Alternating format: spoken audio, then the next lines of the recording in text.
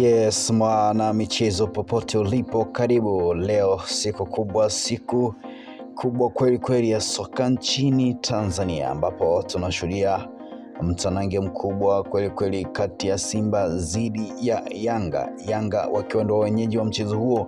Mchezo utaruka majira ya saa 11 za jioni saa za Afrika Mashariki, ambapo vilabu hivi vikubwa zaidi nchini Tanzania vitakuwa na mtanange wa mchezo wa ngao ya jamii, ambayo pia inatambua kama ni fainali ya ngao ya jamii kwa mwaka 2025-2026, msimu wa 2025-2026. Leo kitawaka, leo kitaumana. Ni nani kuibuka bingwa katika mchezo huu ambao unakonga nyoyo za mashabiki wengi kweli kweli wa soka mnako katika nchi za Afrika Mashariki, Afrika ya Kati, lakini pia maeneo mengine mnako dunia nzima kwa mjumla wake. Simba dhidi ya Yanga dhidi ya Simba, wakiwa wote kwa pamoja wamefanya sajili kubwa kweli kweli kwenye maeneo yote ya msingi ya uwanjani, kwa maana kwamba kwenye eneo la backline, lakini pia kwenye eneo la goalkeeper, eneo la katikati, eneo la midfield, lakini pia eneo la ushambuliaji. Kwa wote kwa pamoja vilabu vyote vimefanya usajili mkubwa kweli kweli. Leo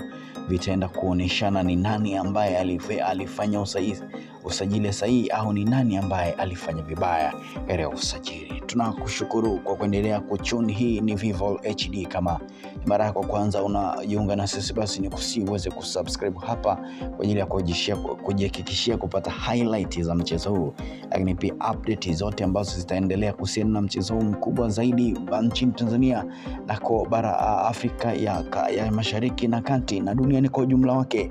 Leo tutaendelea kukujuza kwa kila ambacho kitakuwa kinaendelea. Nikusitu mtu wangu wa nguvu, endelea hapa kusubscribe, kulike, kushare, lakini pia unaweza kuandika comment yako hapo kwenye comment box tukaweza kuisoma moja kwa moja. Bana, hiki ni kikosi rasmi cha timu ya Simba ambacho kinaenda kuanza leo dhidi ya Yanga. Simba official lineup dhidi ya Yanga. Bana, kama ambavyo unaona kwenye screen yako, kati golini yupo Kamara Pimpin, lakini pia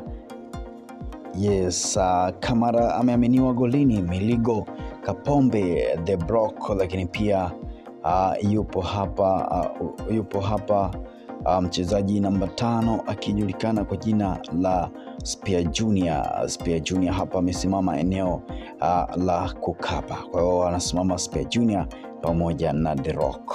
Kagoma katikati ameaminiwa, yeye ndio ataenda kufanya ile battle ya maana kweli kweli katika eneo la kiungo. Hawa pamoja na Conte hawa watasimama katika eneo la kuhakikisha kwamba timu hii inapora mipira na inasambaza mipira katika safu za timu pinzani.